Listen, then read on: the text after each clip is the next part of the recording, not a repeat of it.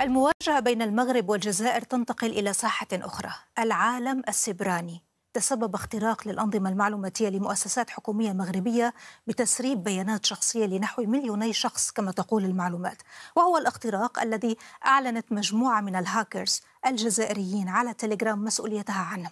الرد لم يتأخر كثيرا، بعد ساعات فقط أعلنت مجموعة هاكرز مغربية هذه المرة عن اختراق أنظمة معلوماتية لمؤسسات جزائرية تتعلق بالاتصالات والبريد وغيرها.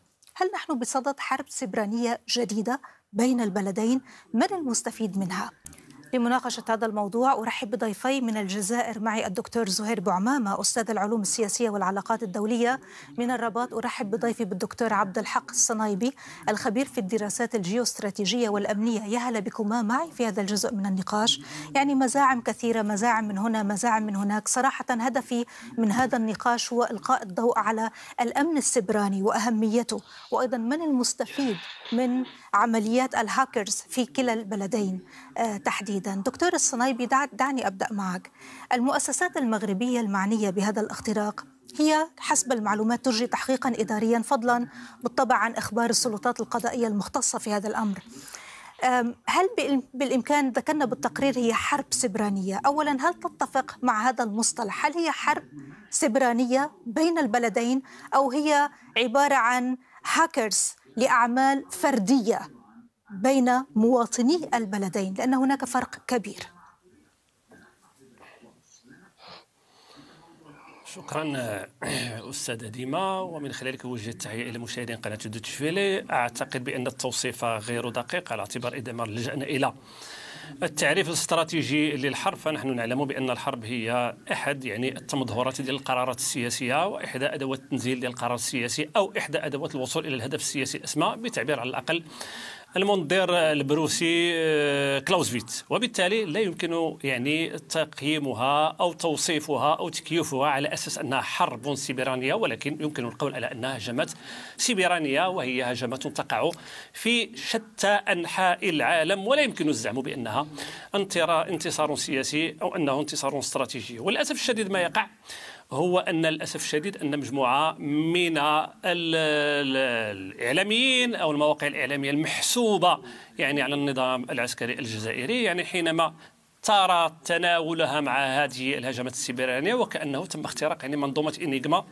خلال الحرب العالمية الثانية، والتي غيرت من معادلة الحرب العالمية الثانية وأدت إلى فك شفرات النازية الألمانية، في حين أنه يتم تطبيلها من طرف مواقع جزائرية. وأنت تعلمين بأن هذه الهجمات السيبرانية تعتبر جريمة بمقتضى القانون الدولي، وهناك من يصنفها في خانة حتى الجرائم الإرهابية. كذلك نقطة مهمة أشرتم إليها، أنه تم اختراق مؤسسة عمومية، وهذه المؤسسات العمومية لا نتحدث هنا على مؤسسات سيادية، ولكن مؤسسات عمومية ينتمي إليها مواطنون عاديون. وبالتالي فإن هذه الهجمات السيبرانية التي قادها البعض وتبناها جانب من الإعلام الرسمي الجزائري، فهي في الحقيقة قامت باستهداف مواطنين في معطياتهم، في حياتهم الخاصة، في أصولهم، وجعلتهم عرضة ربما للابتزاز السيبراني من طرف مجموعة من الهاكر أو من المجرمين الذين يستغلون الفضاء الأزرق لاختراق المعطيات الشخصية. هي الهجمات السبرانية من البلدين، عفوا من مواطني البلدين حسب المعلومات المتوفرة حتى الآن. دكتور بوعمامة، سآتي إليك، أراك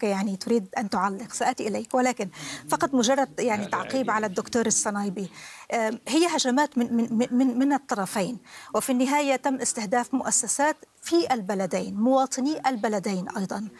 السؤال هو ليس فقط إذا كان هناك مكاسب أو إذا كانت هي انتصار سياسي أو استراتيجي، ما الذي كشفته أو تكشفه هذه الهجمات في البلدين؟ ألا ينم ذلك عن وجود هشاشة فيما يتعلق بالأمن السبراني؟ على سبيل المثال نتحدث عن المغرب لكي أنتقل لاحقا إلى الجزائر، تم استهدافها وتم الإضرار وتم نشر معلومات.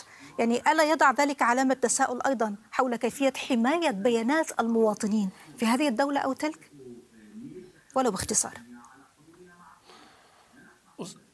أستاذ ديما في جملة واحدة، هو أن هذه المسألة ديال العلم تتطور بشكل كبير، وأن لا توجد هناك مؤسسة في منع الاختراقات السيبرانية. البنتاغون يعني كوزارة الدفاع الأمريكية تعرض لهجمات سيبرانية وتعرض للاختراق لمجموعة من المعطيات، كذلك الكونغرس، كذلك أن وزارة أو مديرية الأمن الخارجي الفرنسية، وبالتالي لا يمكن اعتبارها يعني مسألة مستقلة أو منفصلة على ما يقع في العالم بطبيعة الحال. بالأكيد أن هذا يستدعي الحيطة والحذر واليقظة ومحاولة يعني تقوية الأمن السيبراني باعتباره جزءا لا يتجزأ من السيادة أو الممارسة والمحافظة على الممارسة السيادية للدولة المغربية أو للدول بصفة عامة. ولكن نحن نقول بأنه استهداف الحياة الشخصية والمعطيات الشخصية لمواطنين مغاربة ويتم التطبيل لهم من طرف أجنحة محسوبة على النظام العسكري الجزائري، أعتقد هذا هو الذي يجعل بأن الأمر مرتبط بقراصنة وبجرائم وليس بانتصار سياسي. هناك من يقول يعني أنا أحب صراحة تحليلكما، ونحن نحلل اليوم. بقيت لدي 8 دقائق، أريد أن أفهم مدى خطورة هذا الأمر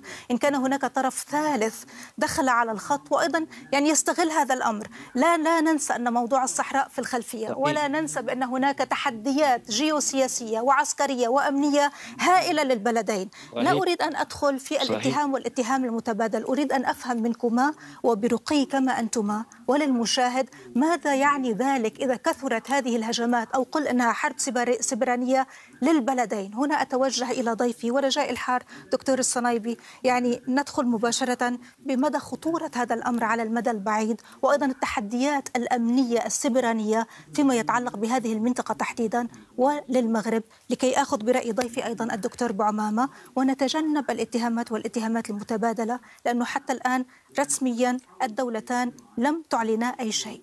ما رأيك في موضوع الخطورة الأمنية السيبرانية دكتور الصنايبي؟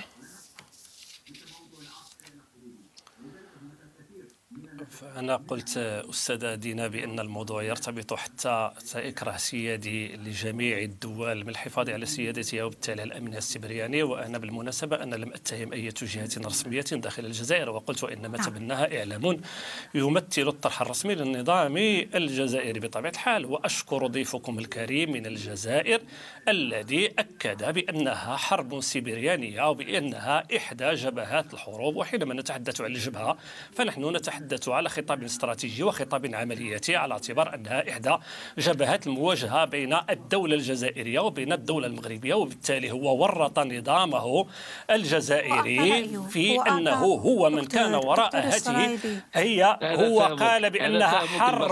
أستاذ أنا لم أقاطع أي أحد، أنا لم أقاطع ولم أتهمه بقصور الفهم، ولم أقاطعه لأنه حينما يضع تعريفه أستاذ العلوم السياسية والعلاقة الدولية فهذا خلق مفاهيمي، لأن العلاقة الدولية هي جزء لا يتجزأ من العلوم السياسية. ومجرد هذا الخلق يعطي بينة على أن هذه الاتهامات نحن قادرين على الرد عليها. وبالتالي أنا كنت العلاقة الدولية أعتبر بأنها جزء من العلوم السياسية، لأن هي العلم أو الفن الأم بطبيعة الحال. هو يتحدث بأنها حرب وبأنها إحدى جبهات المواجهة بين الدولة الجزائرية والدولة المغربية.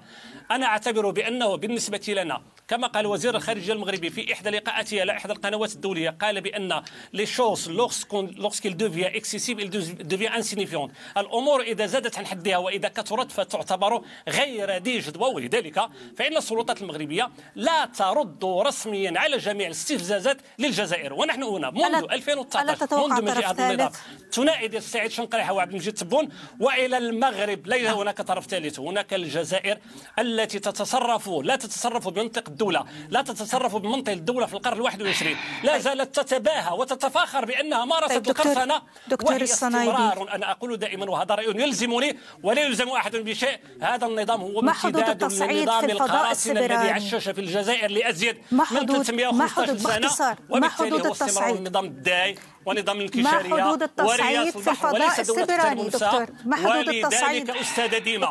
ولذلك أستاذ ديما أنا أقول إنه وجب وضع الجزائر تحت البند السابع لميثاق الأمم المتحدة كمهدد الأمن والسلم الدولي في شريعة أفريقيا. دكتور بقيت لدي دقيقة واحدة.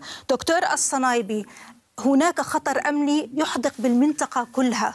ما هي المخاطر، ما خطورة ما يجري أمنيا في المنطقة؟ نبتعد عما حدث كهاكرز في الجزائر ونبتعد عما حدث كهاكرز في المغرب. أنت خبير أمني، ما خطورة الأمر في دقيقة فيما يتعلق بالمنطقة برمتها إن لم يكن هناك حوار وتفاهم حول هذا الأمر في دقيقة؟ أنا باختصار شديد أعتبر بأن الخطر الوجودي على منطقة شمال إفريقيا والساحل والصحراء وغرب إفريقيا هو النظام الجزائري.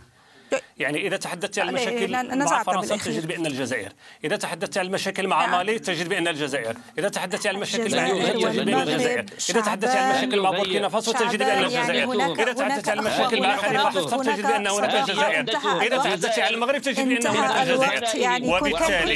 وبالتالي أختي الكريمة هناك ماريو بالارت الذي هو يعني الدكتور الصنايبي شكرا لك. الدكتور بوعمامة شكرا لك. شكرا لكما.